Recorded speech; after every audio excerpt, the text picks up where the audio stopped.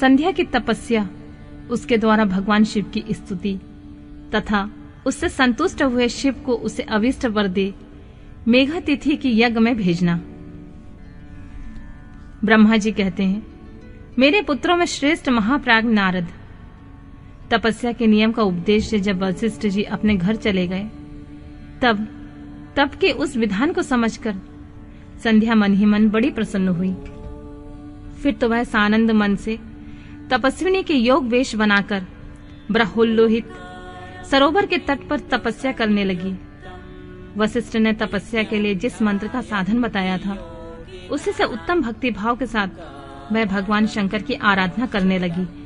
उसने भगवान शिव में अपने चित्त को लगा लिया और एकाग्र मन से बड़ी भारी तपस्या करने लगी। उस तपस्या में लगे हुए उसके 4 युग बीत गए। तब भगवान शिव उसकी तपस्या से संतुष्ट होकर बड़े प्रसन्न हुए तथा बाहर भीतर और आकाश में अपने स्वरूप का दर्शन कराकर जिस रूप का चिंतन करती थी, उसी रूप में उसके आंखों के सामने प्रकट हो गए। उसने मन से जिनका चिंतन किया था, उन्हीं प्रभु शंकर को अपने सामने खड़ा देखकर वह अत्यंत आनंद से निमग्न हो गई।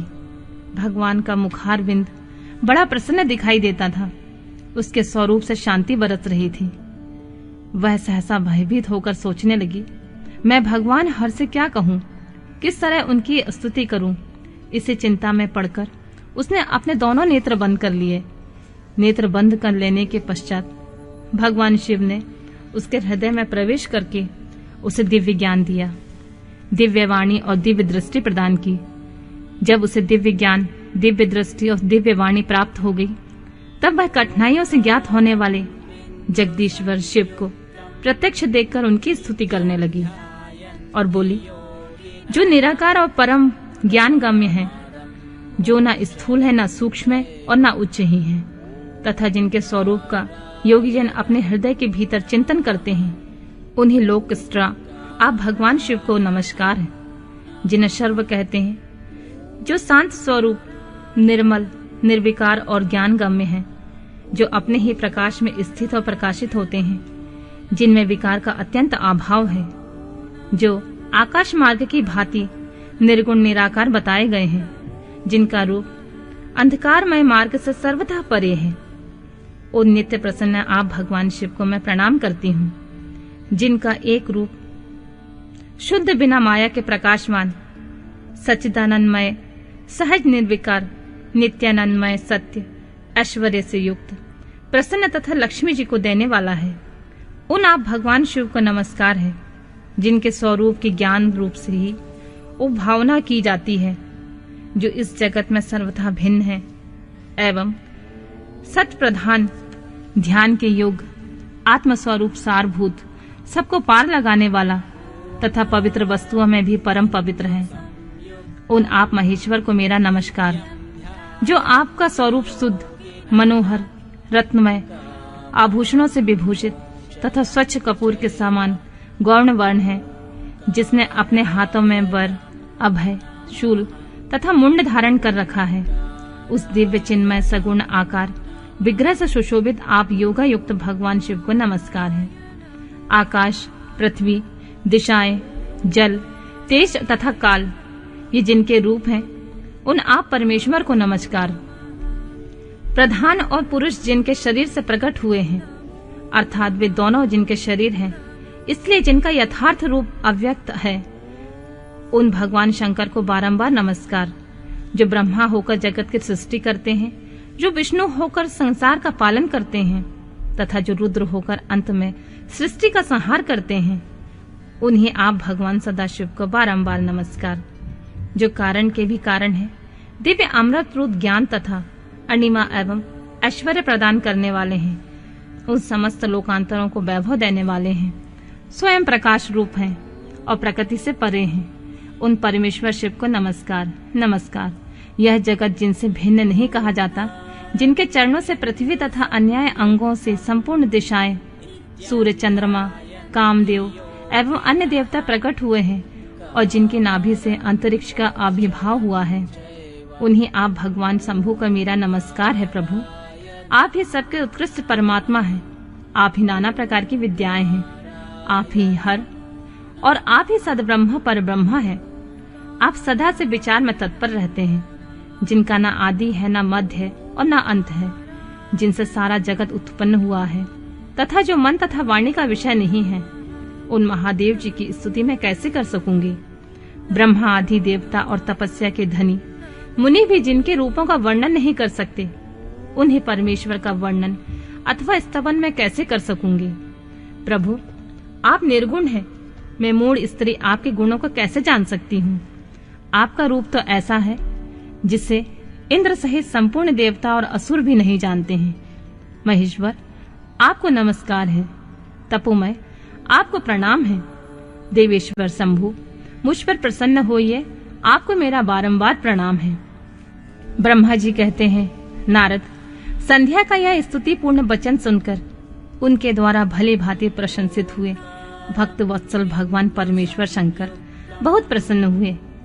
उनका शरीर वकल एवं मृग चर्म से ढका हुआ था। मस्तक पर पवित्र जटाजूट शोभा पा रहे थे। उसी समय पाले के मारे हुए कमल के समान उनके कुम्हलाए हुए मुख को देखकर भगवान हर दया से द्रवित हो उनसे इस प्रकार बोले, भद्रे, मैं तुम्हारी इस उत्तम तपस्या से बहुत प्रसन्न हूँ। शुद्ध बुद्धि वाली देवी, तुम्हारे इस स्तवन से मैं मुझे बड़ा संतोष प्राप्त हुआ है। अतः इस समय तुम अपनी इच्छा के अनुसार कोई वर मांगो। जिस वर से तुम्हें प्रयोजन हो तथा तुम्हारे मन में हो, मैं उसे अवश्य पूर्ण करूंगा। तुम्हारा कल्याण हो, मैं तुम्हारे व्रत नियम से बहुत प्रसन्न हूँ।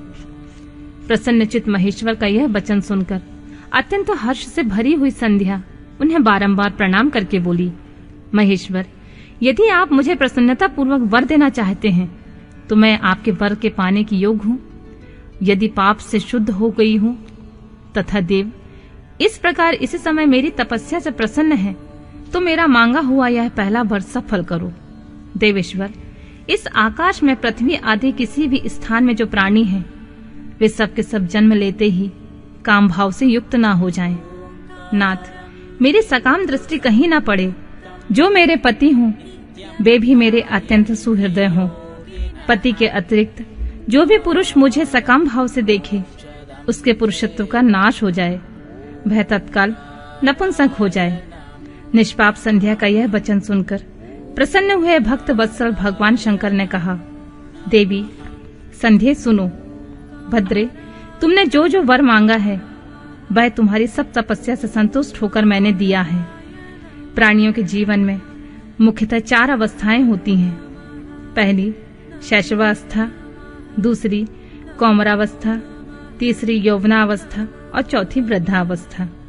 तीसरी अवस्था प्राप्त होने पर देहधारी जीव काम भाव से युक्त होंगे। कहीं कहीं दूसरी अवस्था के अंतिम भाग में ही प्राणी सकाम हो जाएंगे। तुम्हारी तपस्या के प्रभाव से मैंने जगत में सकाम भाव से उदय की यह मर्यादा स्थापित कर दी है, जिससे देहधारी जीव जन्म लेते ही काम सक्त न हो जाएं। तुम भी इस लोक में वैसे दिव्य सती भाव को प्राप्त करो जैसे तीनों लोकों में किसी दूसरी स्त्री के लिए संभव नहीं होगा। पाणी ग्रहण करने वाले पति के सिवा जो कोई पुरुष सकाम भाव होकर तुम्हारी ओर देखेगा, वह तत्काल नपुंसक होकर दुर्बलता को प्राप्त हो जाएगा। तुम्हारे पति महान तपस्विनी एवं दिव्य रूप से संपन्न एक महाभाग महर्षि होंगे, जो तुम्हारे साथ 7 कल्पों तक जीवित रहेंगे। तुमने मुझसे जो जो वर मांगे थे, मैंने सब कुछ पूर्ण कर दिए हैं। अब मैं तुमसे दूसरी बात कहूंगा, जो पूर्व जन्म से संबंध रखती है। तुमने पहले से ही यह प्रतिज्ञा कर रखी है कि मैं अग्नि में अपने शरीर को त्याग दूंगी। उसकी प्रतिज्ञा को सफल करने के लिए मैं तुम्हें एक उपाय बताता हूँ, उसे निसंदेह करो।